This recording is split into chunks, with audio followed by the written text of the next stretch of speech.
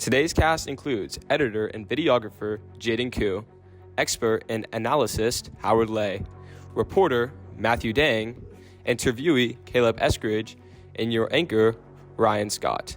Welcome to INN News. Good morning. My name is Ryan Scott. Today is June 28, 1857. For today's Revolution of the Age, we will be discussing the riveting Sepoy Mutiny.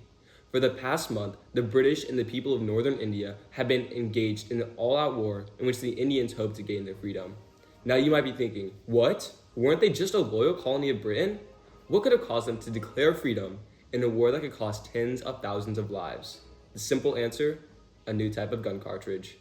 In May 1857, the British East India Company began shipping gun cartridges that were greased with animal fat, more specifically, the fat of a cow. In Islamic and Hindu culture, the dominant religions of the Sepoys, the cow is considered to be a sacred animal. As a result, the Indians became enraged that the British would require them to use the cartridges greased in their sacred animal, disrespecting the beliefs that they held sacred. 85 people within Meerut refused to use these cartridges, so they were arrested. When they escaped, they marched toward the Mughal Empire and engaged much of northern India, effectively starting the Sepoy Mutiny. For the past month, battles have been raging throughout India, with the siege of Kanpur ending just yesterday. Live from the event, we have Matthew Dang reporting about what went down, as well as live interviews bringing forth the different sides of the revolution.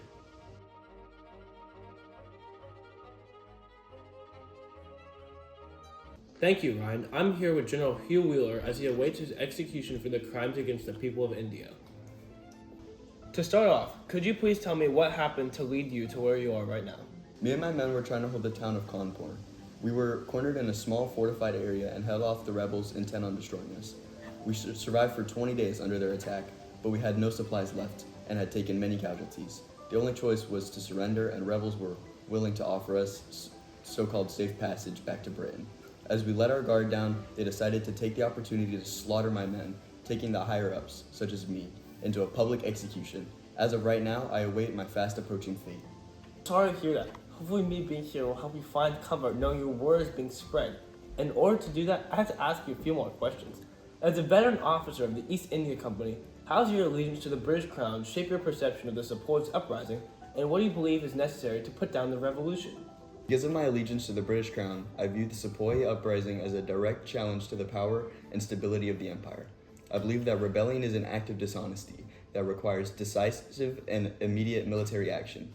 In my view, rebellion can be suppressed only by force, by swift and firm punishment addressing hidden grievances such as the Sepoys' religious and social concerns, and my loyalty to the crown focused on quickly and expensively restoring order. Without full understanding, truly the complexity of the ground situation. During the siege at Kanpur, what decisions did you make to defend the British people? And looking back, is there anything you would have done to change the outcome? During the siege at Kanpur, I resolved to reinforce our forces within the trenches and hold on to the hope of reinforcement. I also negotiated a truce with Nana Sahib and trusted his confidence in safe passage for our troops, which ultimately led to betrayal. Looking back, I regret that I did not resign from a more defensible position or prepare a stronger defense at the beginning of the siege. This makes us weak and contributes to tragic outcomes. How would you respond to a British citizen that thought the current colonial policies were exploitive and disregarding to the well-being of the Indian populace, which would basically be supporting the rebellion you are trying to suppress? For British citizens who view our colonial policies as exploitative, I say that the purpose of our governance in India is to bring stability and progress to the region. I understand some grievances need to be resolved, but rebellion directly threatens the order we are trying to establish. The rebellion had to be firmly suppressed to protect British and Indian interests. When the system has been restored, I believe we can focus on reforms that will improve conditions for the Indian population.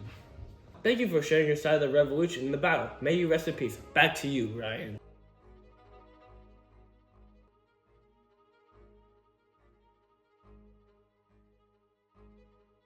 Thank you, Matthew. Now we will hear from Nana Sahib.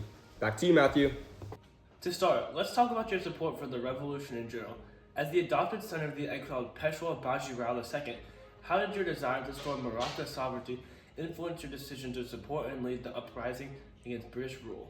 The adopted son of Peshwa Baji Rao II, my desire to restore Maratha sovereignty led me to oppose British rule. The British continue to undermine our rights and treat us as subjugated people. This is unacceptable in the principles of justice, freedom, and our own culture. I view the protest as a necessary measure to gain back freedom from the British Empire.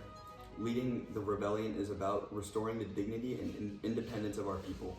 This is something the British have denied us for a long time. Enlightenment thinkers emphasize the right of people to self-govern. Do you believe that the idea of self-governance justifies the actions taken during the rebellion to overthrow colonial rule? Yes, the idea of self-governance, as emphasized by Enlightenment thinkers, justifies the actions taken during rebellion. Colonialism robs people of their rights and freedoms, and called for the challenge and overthrow of foreign rule. The search for independence and the restoration of sovereignty is a natural response to such oppression. People have the right to govern themselves and determine their own future, without influence from outside. The events at Kanpur were very violent. How would you describe and explain these events in regard to the broader objectives of the rebellion? And what do you say to those who criticize these methods? The violence in Kanpur was a response to British brutality and complete disregard for our dignity. It is unfortunate, but such action is necessary when peaceful resistance fails. The goal of rebellion is not to create suffering, but for our people to enjoy freedom, stable self-government, and popular sovereignty. Thank you for your time, Nana. Now back to Ryan. Wow, that was intense. Here to tell us all about the future implications of this event, we have Howard, our expert in revolutions.